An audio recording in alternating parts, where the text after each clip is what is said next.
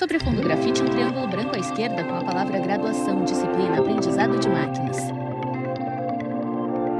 Olá, sejam bem-vindos aqui a mais uma aula de aprendizado de máquinas. No estúdio da Univesp, o professor Igor Amário de Souza está atrás de um púlpito à esquerda. À direita, uma parede amadeirada com a projeção de slides, que surgem também em tela cheia. No primeiro slide, os tópicos da aula.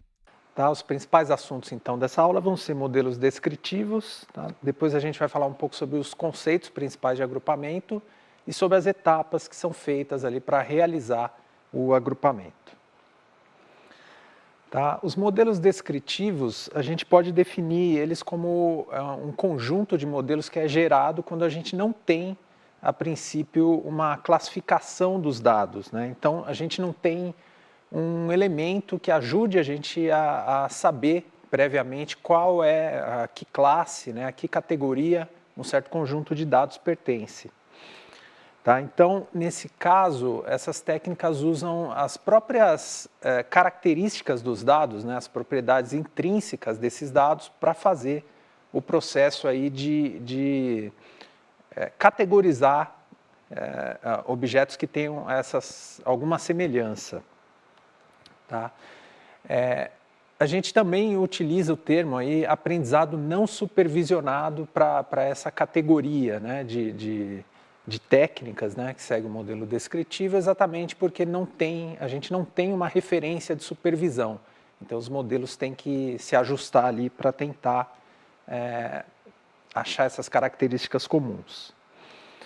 Tá? E é importante também falar que esses dados, geralmente, esses métodos, né, melhor dizendo, eles tentam descobrir grupos ali que são homogêneos entre si e, ao mesmo tempo, que são heterogêneos em relação a outros grupos. Tá?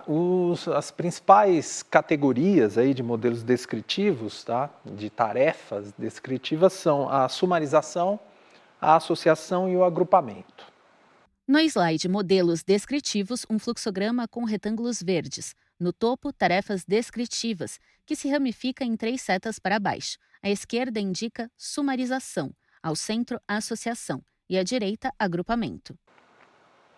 Tá? Então, na sumarização, a ideia é a gente descrever as características dos dados, né? E aí, muitas vezes, a gente usa medidas estatísticas como média, mediana, moda, né? Então, a gente pode fazer essa categorização de forma numérica, ou ainda a gente tem técnicas de visualização que ajudam a gente a ver um ou dois atributos ali, 3 atributos no máximo, como, por exemplo, o gráfico de dispersão, o histograma, né, o gráfico de setores, que permitem a gente ter essa visão sumarizada dos dados, né, e começar a compreendê-los.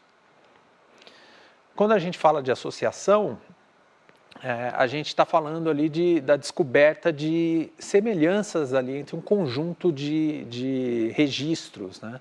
Então, ocorrências conjuntas de características com os mesmos valores para objetos diferentes, né? Então, muitas vezes o que vai acontecer é que a gente vai utilizar, por exemplo, uma base de dados transacional para tentar identificar ali padrões frequentes, objetos que se conformam que se comportam, né, de forma frequente, tá? E a gente chama essas técnicas de regras de associação, né? A gente já estudou sobre sumarização, associação, né, em disciplinas anteriores. Também já falamos um pouco sobre agrupamento, mas vamos falar mais um pouco, aprofundar o assunto nessa disciplina e nessa aula. Tá? Então, um exemplo aqui de associação são os produtos que são frequentemente comprados juntos, né? E a gente tem alguns algoritmos ali, como o a priori e o FP Growth, né? O Frequent Pattern, né? Padrão frequente de crescimento, que servem para esse tipo de análise. Tá? Falando um pouco mais, então, especificamente sobre agrupamento, tá? É importante entender que o agrupamento ele tenta formar grupos de objetos que têm características similares entre si, tá? Sem contar, aí, portanto, com a supervisão. Tá? O agrupamento de dados ele tem vários usos, né? Então, a gente pode usar eles, por exemplo, na medicina para identificar categorias ali de diagnósticos, Então, na biologia, para fazer a taxonomia e classificação de seres vivos, ou identificação de genoma, por exemplo.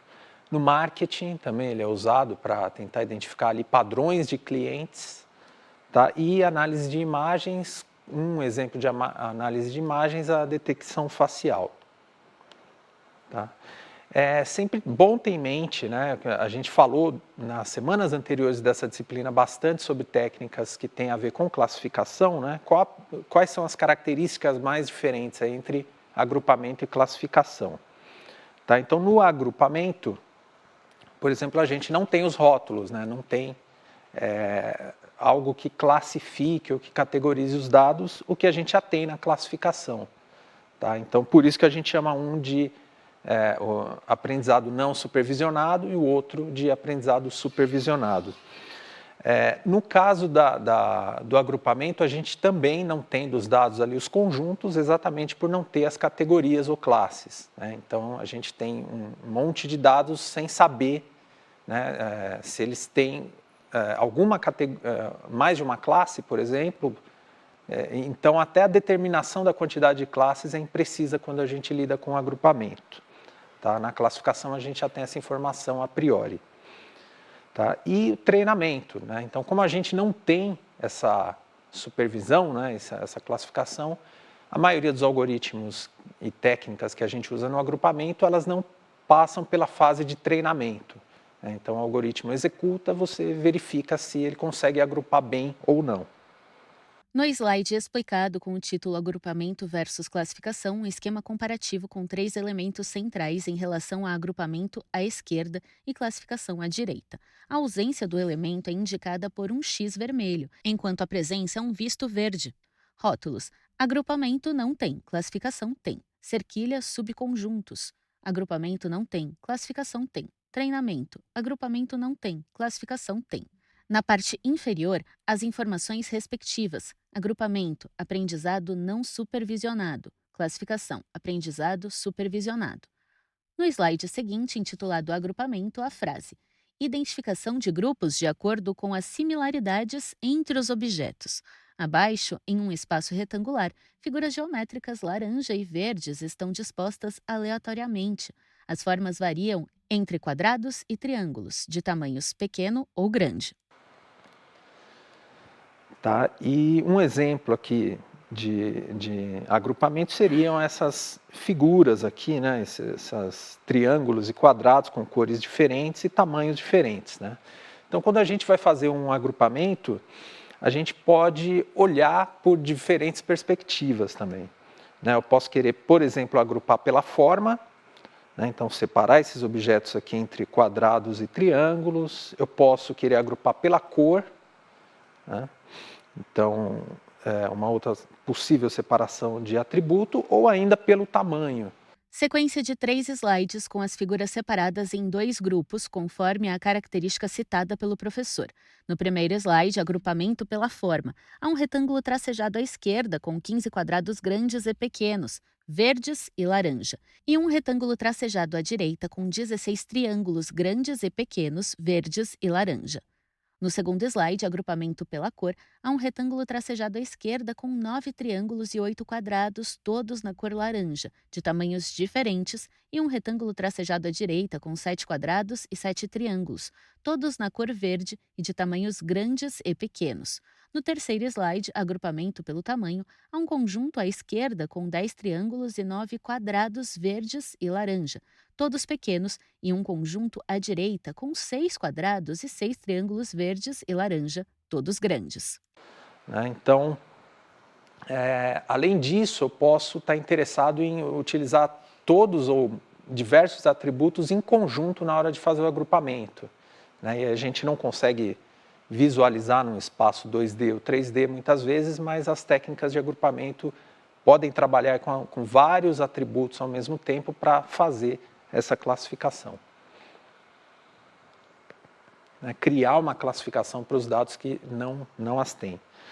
Tá falando um pouquinho sobre os critérios de agrupamento. Novo slide com o título Critérios de agrupamento e os tópicos: compactação, critério de homogeneidade, compactação, clusters, esféricos ou bem separados. Exemplo, K médias. encadeamento, ligação, critério local, de vizinhança, clusters com formatos arbitrários, exemplo, hierárquico de ligação simples, separação espacial, distância natural entre os clusters, simples, uso em conjunto com os demais critérios. Tá? Então, esses critérios eles determinam muitas vezes a forma como os dados estão distribuídos, né? Então, a gente tem o critério, por exemplo, de compactação, tá? E que ele vai buscar áreas compactas e homogêneas ali dos dados, separando os dados ali de uma forma esférica, por exemplo, tá? Então, tem técnicas como o K-médias que funcionam bem para quando os dados têm esse tipo de distribuição. Tem critérios de agrupamento por encadeamento, ligação também. Então, esses normalmente vão considerar, quando você tem um espaço de objetos, né, você vai considerar aqueles que estão mais próximos, mas que não necessariamente têm um formato esférico, né? Então, esse tipo de critério de agrupamento funciona muito bem quando a gente tem clusters ali com formatos arbitrários, tá? E um exemplo é o algoritmo hierárquico de ligação simples. Tá? A gente tem também o critério de separação espacial, e esse critério ele é mais geral, né? Muitas vezes ele acaba sendo usado pelos outros critérios de compactação ou de encadeamento para minimizar a diferença entre os objetos de um mesmo cluster e maximizar entre clusters diferentes. Tá? Ele tem uma vantagem também de ser um critério simples, né? É a separação realmente ali dentro do espaço entre os objetos. Novo slide intitulado Critérios de agrupamento, com o subtítulo Compactação e um exemplo. Dentro de um espaço oval, 34 quadrados verdes à esquerda e 33 triângulos laranja à direita. Ao centro, algumas figuras quadradas e triangulares se misturam.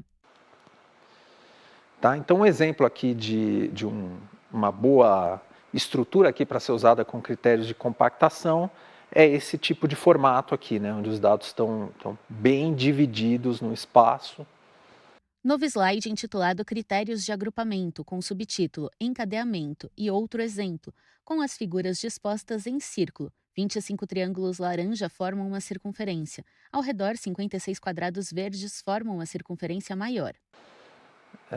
Um exemplo aqui de estrutura que funciona bem com encadeamento é essa, onde você tem aqui dois dados bem distintos aqui, né, mas eles estão num formato em que a gente não consegue separar eles por uma região, né? Então, a proximidade entre eles acaba sendo um critério melhor, né, para fazer essa separação do que o próprio espaço.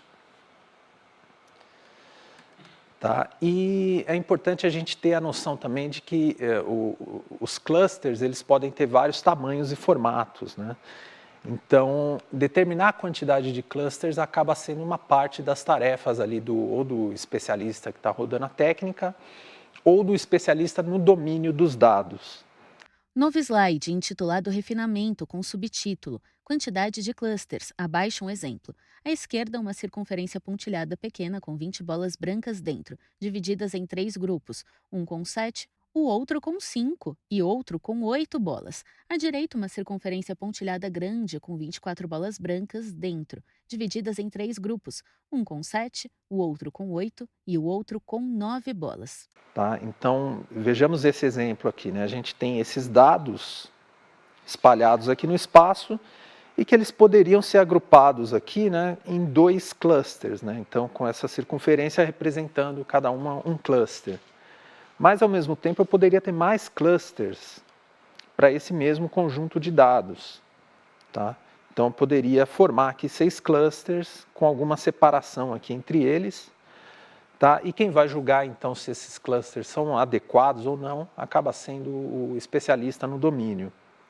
No slide surge a informação, parâmetros de ajuste. As bolas brancas estão separadas em 6 conjuntos demarcados por circunferências pontilhadas. À esquerda, 3 conjuntos, um com 7 bolas, um com 5 e um com 8 bolas. À direita, 3 conjuntos, um com 7 bolas, outro com 8 e o último com 9 bolas. Tá? Então, as técnicas costumam ter ali alguns parâmetros de ajuste que a gente usa para fazer essa determinação do tamanho do cluster, cada técnica, cada algoritmo tem um jeito de fazer isso. Uma forma de auxiliar essa decisão dos clusters é utilizar, por exemplo, o método de Elbow. Novo slide com o título Refinamento e subtítulo Método de Elbow. Abaixo, um gráfico intitulado Elbow Method for Optimal K. O eixo horizontal é K, com medidas de 0 a 14, de 2 em 2 da esquerda para a direita. O eixo vertical é Sum of Squared Distances, com medidas de 0 a 400, de 50 em 50. De baixo para cima, uma curva azul decrescente passa pelos pontos aproximados. P inicial, 1, 400. P1, 2, 200. P2, 3, 100. P3, 4, 75. P4, 5, 50. P5, 6, 25. P6, 7, 25. P7, 8, 20. P8, 9, 15. P9, 10, 10. P10, 11, 10. P11, 12, 5. P12, 13, 5. P final, 14, 0. Tá? Então, o método de Elbow, o que a gente faz normalmente? A gente executa aqueles dados para vários tamanhos diferentes de clusters, né? Então, aqui no eixo X, por exemplo, e aí a gente vai observar, Elbow vem de cotovelo, né? Então a gente vai observar aqui qual é o ponto da curva aqui que tem que forma um cotovelo maior, né? Que tem um degrau aqui maior. Então, nesse conjunto aqui, por exemplo, me parece que 3 é um bom número de clusters, né, para essa simulação aqui. Então, gerar esse gráfico com vários tamanhos de clusters ajuda, né, e tendo esse método de Elbow, isso pode ser uma das possíveis formas aí de ajudar a tomar essa decisão. Tá? E falando um pouco, então, sobre as etapas de análise de agrupamento. Tá? Novo slide com um fluxograma composto de retângulos azuis, elipses laranja e setas brancas. O professor explica detalhadamente cada elemento do esquema. Então, nessa figura aqui a gente tem a estrutura básica aqui, com os processos que são feitos durante o agrupamento, tá? Com alguns objetos externos aqui, né? Com algumas entradas e saídas. A estrutura básica é um contorno quadrado nomeado processo de agrupamento, com 5 retângulos azuis e 3 elipses laranja. Os retângulos são preparação, proximidade, agrupamento, validação e interpretação. As elipses são representação dos objetos, medida de similaridade e clusters. Fora da estrutura básica, há 4 retângulos azuis. Na parte superior, as entradas, objetos e conhecimento do especialista. Na parte inferior, as saídas, clusters validados e significados dos clusters. Tá? Então vamos falar de cada um deles aqui, começando pelos próprios objetos, né? Então, os objetos são ali o conjunto de dados que vai ser usado para análise, tá? Eles vão servir de entrada aqui para preparação e para determinar a proximidade, né? O conhecimento do especialista do domínio, ele acaba participando em várias dessas etapas, né? Então, desde a preparação dos dados até as decisões que têm que ser tomadas ali quando a gente está executando o algoritmo, tá? Então, é ele que vai ajudar a gente a guiar as escolhas técnicas ali para extrair bem, né, um agrupamento bom dos dados, tá? Então, uma vez que você tem os objetos, você começa a etapa de preparação. Tá? Então, é aqui que vai acontecer o pré-processamento dos dados, né? Os dados podem ser normalizados, tudo isso depende das características desses dados. Muitas vezes é feita uma redução na magnitude dos dados para que eles fiquem mais compactos e os algoritmos possam rodar de forma melhor. E também é aqui que se define ali a estrutura dos dados que vai ser passada para o algoritmo. Isso depende do algoritmo também, mas, por exemplo, você pode estruturar esses dados como uma matriz de similaridades para ser usado para o agrupamento. Tá? Tem a questão da proximidade também, então, quais são as medidas de proximidade que eu vou usar, né? E proximidade aqui tem vários sinônimos, né? Similaridade, distância, dissimilaridade, mas essencialmente é a distância entre os objetos que permite a gente dizer quais pertencem a um determinado cluster ou quais pertencem a outro. Tá? E tem várias distâncias e métricas diferentes, né? Quando a gente lida, por exemplo, com dados qualitativos, existe a distância de Hamming, né? Então, essa vai determinar ali se o valor na comparação entre dois objetos, né? Se o valor for diferente de um objeto para o outro, esse pode ser um valor categórico, um nome, por exemplo, ele vai somando as diferenças e aí quanto maior o tamanho, né, a distância de Hamming, mais distintos são os objetos, né? E vice-versa, quando eles têm muitas características em comum. Tá? Podemos falar, né, quando a gente fala de atributos quantitativos, tem alguns que são baseados na métrica de Minkowski. Tá? Os mais conhecidos são a distância de Manhattan, que é bastante aplicável quando a gente tem dados binários. Tá? A gente tem a distância euclidiana, que é de uso mais geral, né? Tanto para quantitativos, quanto muitas vezes para outras abordagens, né? de agrupamento e em geral, né? de mineração de dados e aprendizado de máquinas também. Tá? A gente tem ainda a distância de Chebyshev, tá? Que ela tenta achar uma distância máxima entre os atributos, né? Para achar ali o que seriam os limites de dois clusters, né? Então, que é bastante usada também então, para atributos quantitativos. Tá? E uma vez determinada aí a medida de similaridade, aí a gente passa para a etapa de agrupamento em si, né? Então, essa é a etapa fundamental ali, né, central desse processo, e é ali que a gente vai escolher o algoritmo de agrupamento que vai ser usado, né? Então, muitas vezes o que a gente faz é rodar, às vezes, com mais de um algoritmo até obter um resultado que pareça adequado, né, para aqueles dados. E aí, uma vez que você rodou o algoritmo, você vai gerar, então, o agrupamento e aí você vai querer validar se aquele agrupamento é adequado ou não, né? Essa é uma etapa que pode acontecer aqui também iterativamente, tá? Então, a gente valida, se a validação é satisfatória, segue, se não, volta para o agrupamento.